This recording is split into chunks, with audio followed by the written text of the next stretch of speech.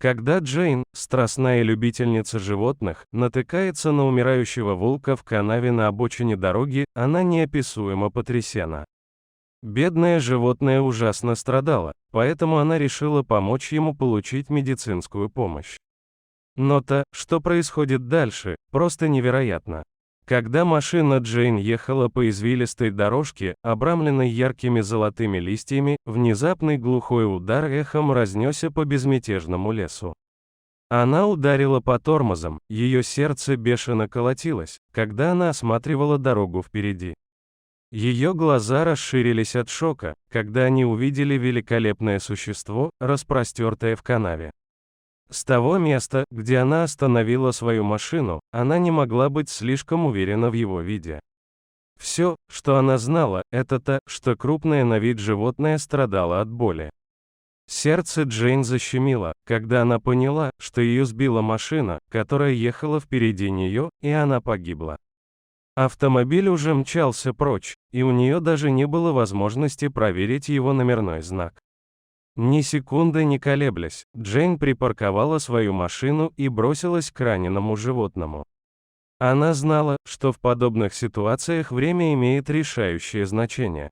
В прошлом она спасала других представителей дикой природы, попавших под машины, поэтому знала, что делать. Однако это было не просто какое-то животное. Подойдя ближе, она увидела, что это было. И снова у нее перехватило дыхание при виде хищника. Перед ней лежал волк. Дыхание волка было затрудненным, а его некогда мощное тело теперь обмякло.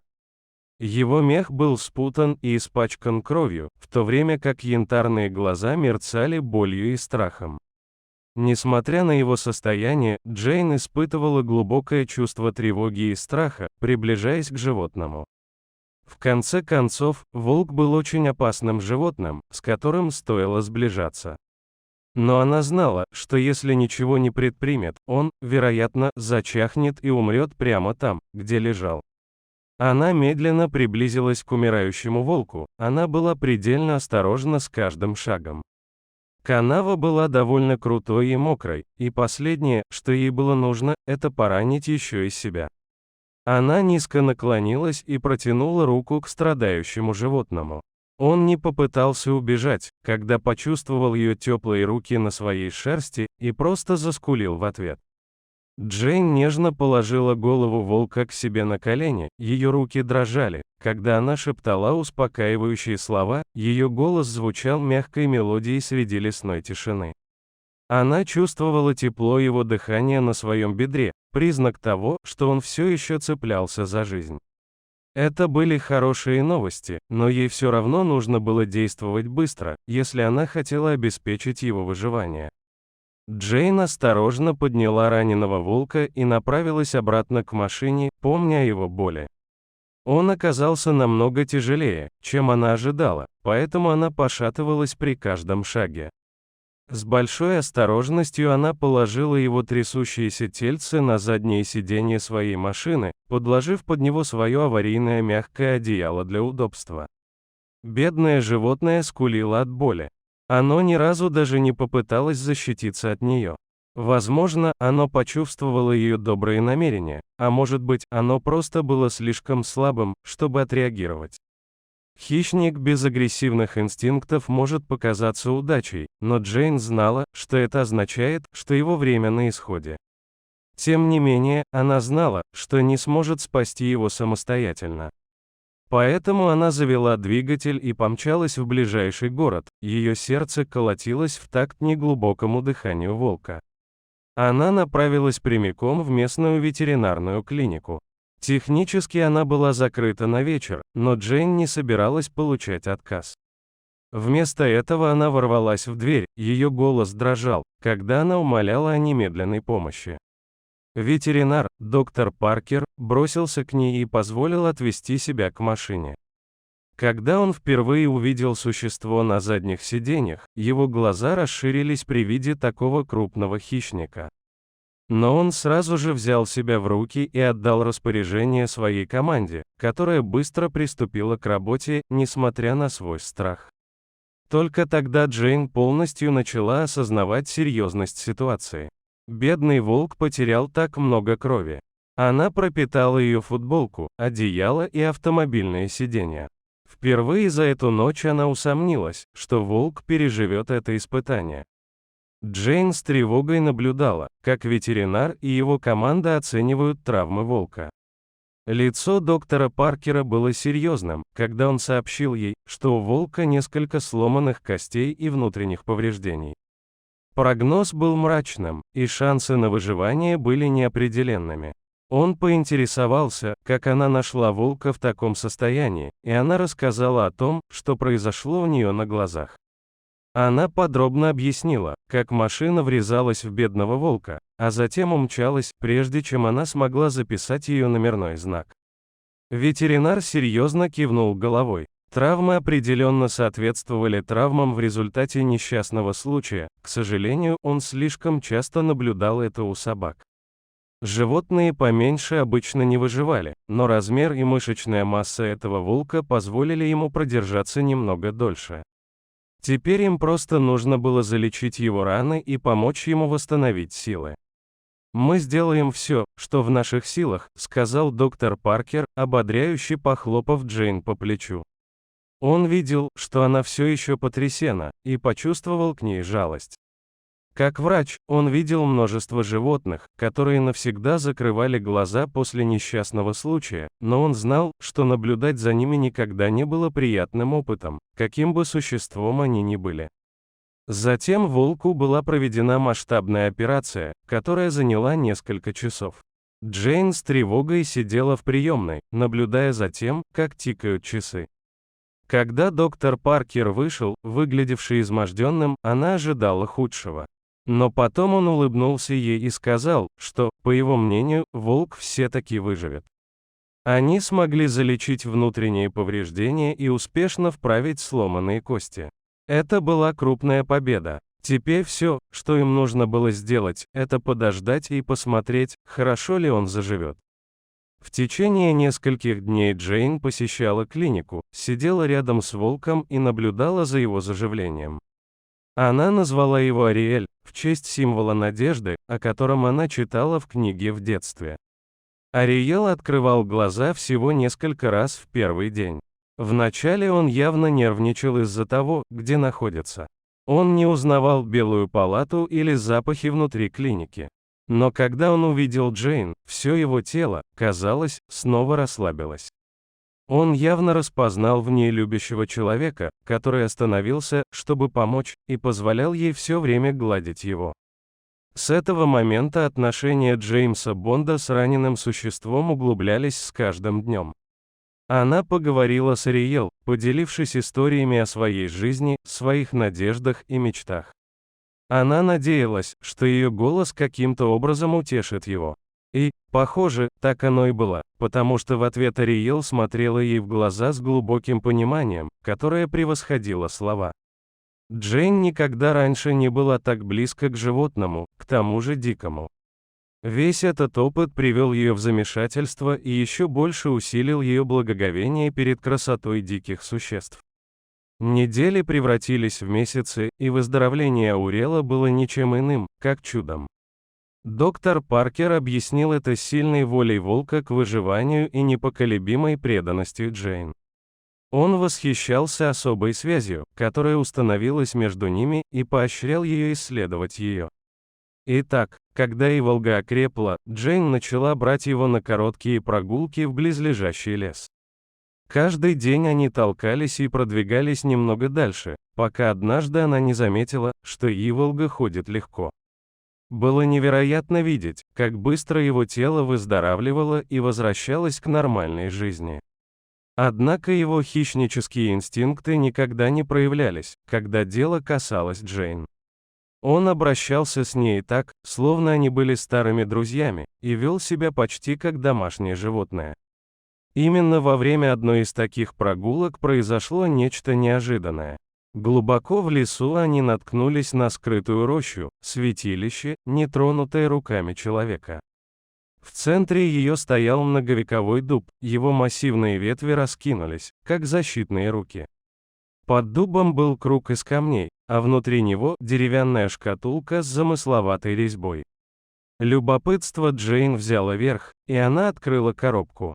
Она знала, что не должна вмешиваться в дела коренных жителей, но все это было слишком заманчиво. Ариоль, казалось, тоже очень заинтересовалась. Внутри коробки она обнаружила рукописный журнал, страницы которого пожелтели от времени. Он принадлежал женщине по имени Алара, которая жила в этом районе более 100 лет назад. Алара была целительницей, и в ее дневнике содержались подробные записи о ее встречах с лесными волками. Джейн почувствовала, что ее разыгрывают. Каковы были шансы, что она найдет что-то подобное после спасения Ариоль? Была ли она просто в нужном месте в нужное время? Или в этом было что-то большее? Углубившись в дневник, Джейн обнаружила поразительное откровение. Алара говорила о мистической связи между определенными людьми и волками, связи, которая превосходит время и смерть. Эти избранные люди были известны как волчьи стражи, защитники леса и его обитателей. Говорили, что они связаны с волками священными узами, которые были определены еще до их рождения. Джейн начала вспоминать, как сильная любовь и страсть ее бабушки к животным передались ей по наследству. Ее бабушка сама была мудрой старой женщиной-аборигенкой, которая научила ее обращаться с животными и уважать их. Возможно, она знала, что Джейн суждено таким образом быть ближе к природе. Хотя Джейн поначалу отнеслась к этому скептически, она продолжила читать. Она хотела понять все отношения, изложенные в книге. Чем больше она читала, тем труднее ей становилось отрицать сверхъестественное сходство между переживаниями Аллары и ее собственными с Ауриэль. Она чувствовала растущее убеждение в том, что ей суждено стать волчьей хранительницей, избранной для защиты волков и других прекрасных лесных животных. Полная решимости раскрыть правду, Джейн вернулась в рощу вместе с Аурелом. Под древним дубом она продекламировала слова, которые нашла в дневнике Аллары, слова, которые передавались из поколения в поколение. Когда она говорила с ними, мощная энергия окутала ее и Аурела, и они оба почувствовали прилив тепла и связи, как никогда раньше. Возможно, в ней было нечто большее, чем она осознавала. Теперь, когда она приняла свою более дикую и естественную сторону, она никогда не чувствовала себя так комфортно в собственной шкуре. С того дня Джейн и Ариэл стали неразлучны, их связь вышла за пределы физического мира. Казалось, они знали, о чем думают, не обмениваясь ни единым словом. Они вместе бродили по лесу, защищая его от вреда и обеспечивая безопасность его обитателей. Жизнь Джейн обрела более глубокую цель, а Ариэл обрела верного товарища. С того момента, как он почувствовал себя лучше, он стал повсюду следовать за Джейн и всегда держал ее в поле своего зрения, как будто хотел отплатить ей за спасение. Никто из них еще не знал этого, но им предстояло вместе столкнуться с еще одним испытанием, и их связь подвергнется испытанию таким образом, которого они пока не могли себе представить. Однажды вечером, патрулируя лес, они наткнулись на группу браконьеров, которые устанавливали ловушки для поимки волков. В штате Монтана охота на серых волков была в высшей степени незаконной, но запрета было недостаточно, чтобы отпугнуть недобросовестных людей. Джейн наблюдала за ними и подкрадывалась к ним вместе с Ариол, чтобы посмотреть, что они собираются делать, пока не увидела нечто такое, от чего ее затошнило. Сердце Джейн колотилось от гнева, когда она наблюдала, как безжалостные охотники приближаются к пойманному в ловушку волку, его глаза молят о пощаде. Какими бы свирепыми ни были волки, в них есть и мягкая сторона, и это бедное животное, очевидно, было очень напугано. Джейн ждала подходящего момента, чтобы вмешаться. Она знала, как плохо может обернуться вся эта ситуация, если она начнет действовать слишком рано. Если она не будет осторожна, то может просто обнаружить, что напугана не меньше, чем волк, попавший в ловушку. Однако, похоже, Ариоль не получил того же предупреждения. С первобытным ревом он бросился в бой, его мощная фигура вселила страх в сердца браконьеров. Они попытались выстрелить в него, но он успешно застал их врасплох. Возникла настоящая потасовка, когда один из охотников начал пинать Ореоля изо всех сил, но в конце концов волку удалось прогнать их, гарантировав, что они никогда не вернутся в лес и не причинят вреда его друзьям. Это был триумфальный момент, но за него пришлось заплатить. Ореоль только что оправился от всех своих травм, поэтому такой бой был далеко не идеальным.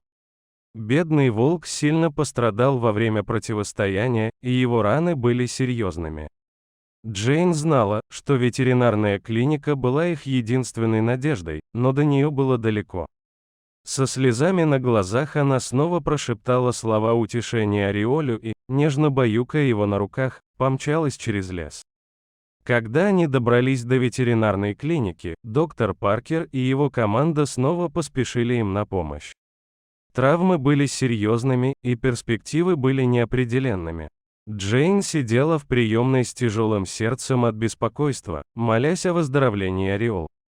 Это было похоже на дежавю.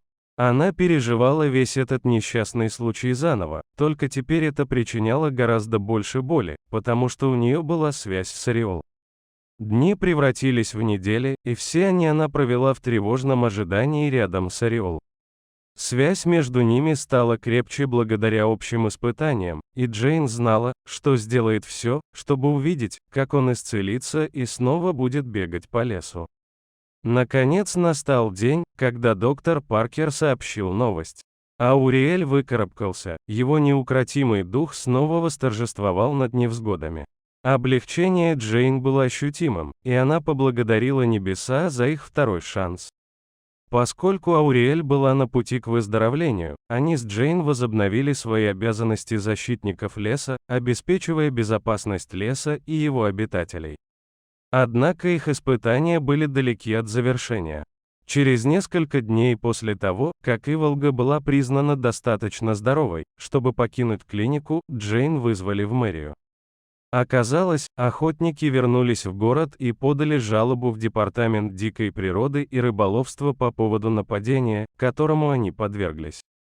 Они утверждали, что это было немотивировано и что это была достаточно веская причина для охоты на волков, учитывая ущерб, который они могли нанести. Но как только до нее дошли слухи, Джейн решила поставить все в известность. Она сама отправилась в тот же офис и рассказала историю о том, как она наткнулась на этих ужасных людей, охотившихся на бедных волков. Она шаг за шагом объяснила, что произошло, включая ужасные травмы, полученные Ореол, и подкрепила свою версию показаниями доктора Паркера. Естественно, официальные лица пришли в ужас, услышав, что Ореол-волки стали мишенью. Это было не только противозаконно, но и заставляло сотрудников лесного заповедника казаться очень неэффективными. В первую очередь они должны были предотвратить то же самое. Власти немедленно отреагировали на предоставленную информацию. Они собирались пойти за охотниками, чтобы убедиться, что те прекратили свои ужасные отловы. Они также были весьма удивлены, увидев дикого волка таким ручным с Джейн. Они никогда не видели, чтобы волк вел себя подобным образом. Джейн объяснила офицерам, что случилось с Ореол и как они стали так близки. Она видела, что они были очень заинтригованы, даже до такой степени, что казалось, будто они хотят спросить ее о чем-то важном. И когда они, наконец, это сделали, она с трудом могла поверить в то, что услышала. Оказалось, что офицеры были весьма заинтересованы в том, чтобы взять Ореоля в качестве служебной собаки. Они утверждали, что он мог бы принести большую пользу в поиске определенных вещей в лесу, а в некоторых случаях даже лучше, чем те ресурсы, которыми они располагали в настоящее время. Если бы им удалось привлечь Ореола и Джейн в качестве консультантов, они могли бы оказать огромную помощь в решении проблем, с которыми они сталкивались в лесных районах, таких как пропажа домашнего скота или незаконные действия охотников-изгоев. Джейн долго обдумывала это, прежде чем, наконец, пришла к выводу, что ее миссия – защищать лес, и что может быть лучше, чем поддерживать закон. Поэтому она была рада принять предложение. Затем она и Ореоль были приняты на службу в полицию и получили собственные жилеты. Теперь они могли официально присоединиться к офицерам, когда возникал случай. Они также планировали продолжить свои регулярные патрулирования, чтобы на лету выявлять другие незаконные действия. Размышляя о проделанном ими путешествии, Джейн с трудом могла поверить, насколько кардинально изменилась ее жизнь. С той тоскливой ночи, когда она впервые встретила Ореоля, все изменилось, и все к лучшему. Их встреча должна была произойти, какой бы травмирующей она ни была. Они столкнулись с невзгодами и образовали неразрывную связь, которая вышла за пределы времени и пространства. Вместе они были свидетельством силы сострадания, решительности и прочной связи между людьми и созданиями дикой природы. Какая невероятная история! Остановились бы вы, чтобы помочь волку? И что бы вы сделали, если бы наткнулись на нелегальных охотников, пытающихся поймать волков в капкан? Поделитесь с нами своими мыслями в комментариях ниже. Спасибо, что посмотрели. До следующего раза.